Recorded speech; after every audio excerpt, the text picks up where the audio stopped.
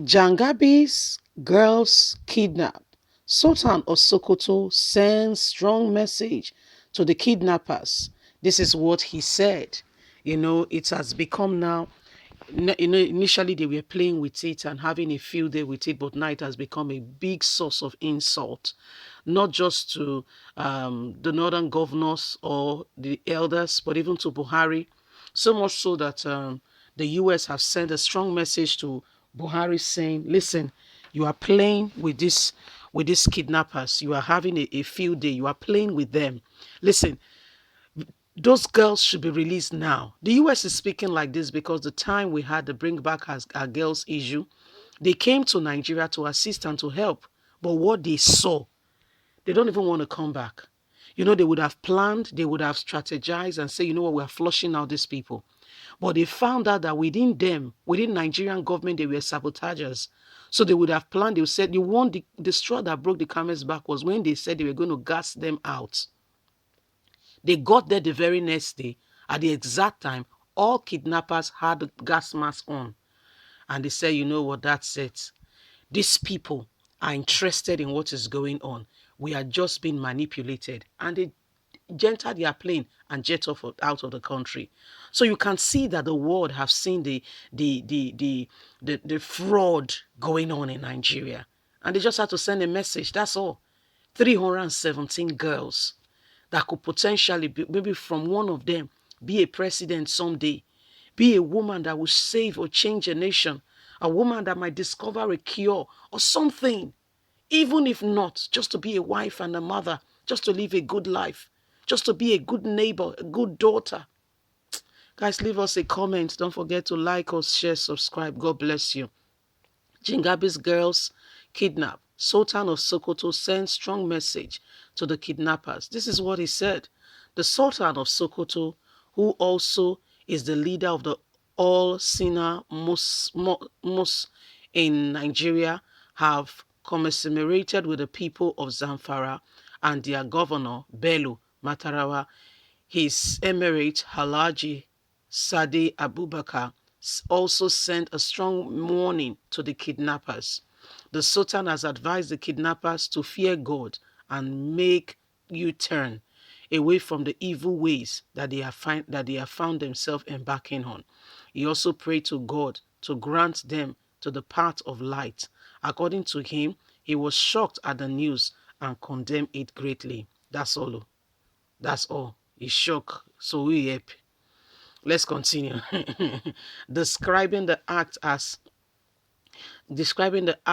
cowardly and unacceptable, abuse to humanity dignity. The governor also said he sent his condolences to the family because they had grieved at this time for their daughters. Similarly, the Sultan of Sokoto also expressed displeasure with the act and the way and manner the kidnappers do not fear God, yet they call themselves Muslim. These are not Muslims at all. The governor of Sokoto State also expressed shock at the development. Also, Amir Waziri Tabowa also commiserates with Governor Bello Matawa on the sad development. Recall that over 300 schoolgirls were kidnapped from the government girls' junior secondary school, Jengabi, as the day before yesterday now. The adoption has sparked widespread outcry about the current security architecture of the country. The security agencies have completely been overwhelmed by the security threats now facing our country. There have also been suggestions of segments on the part of the government concerning these criminals. For instance, Zamfara state government have recently extended a hand of peace to killer bandits. Unfortunately, as we can see, this has not stopped them from carrying out the disastrous acts. It is clear that granting amnesty to these criminals will only increase their activity.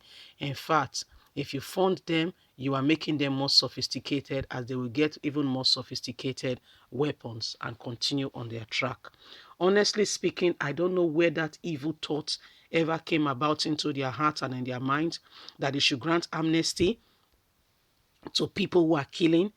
You are saying amnesty. Listen, the people that, that needed amnesty, that did one thing or the other in Niger Delta State. They did not kill anybody. Even the oil worker they took, they did not kill them. No, they did not kill any of them. None of them was killed.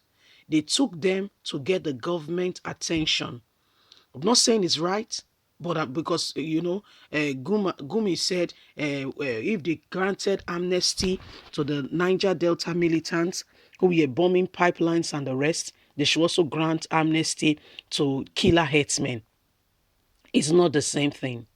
It's those ones, they never raped any woman, threatening in fact, they were protecting the villagers. They were calling for the government to clean up their waterways. They were, we're not exonerating, what's it called now, bad conduct or misbehavior, but we are saying it's not one and the same thing. The government asked them to drop their arms, that indeed they will heed to their call, and they will clean up the waterways. They will do one thing or the other, which they have still not done, because there is a fresh threat by the Niger Delta militants saying that we are going to resume the bombing of the pipelines and we're going to make this country ungovernable for ABCDZ. What are we talking about? It's not the same thing. But in Nigeria today, you have people coming out and saying that they are clergies, clearly to cause misunderstanding and put even more trouble already in the already troubled waters. Can you see that religion is a big divide in our country? Where there are laws that govern the people have left the fundamental of what brought them all together. You are free to participate and practice any religion you want to, so long as you are not breaking the law.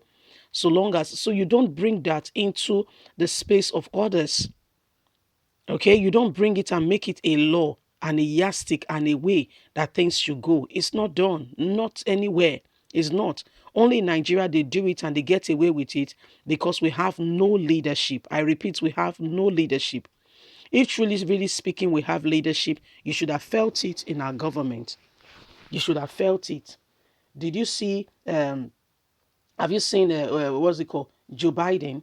You know that America has a new government. Have you seen Boris Johnson? You know that there is a prime minister in the UK. So these are indications that there are leaders. But in Nigeria, we don't have leaders. Clear. Let it be known. There are no leaders anywhere. So guys, leave us a comment. Don't forget to please like us, share, subscribe. Click on the notification button so you can get all our latest news. God bless you. Have a fantastic day. Bye for now.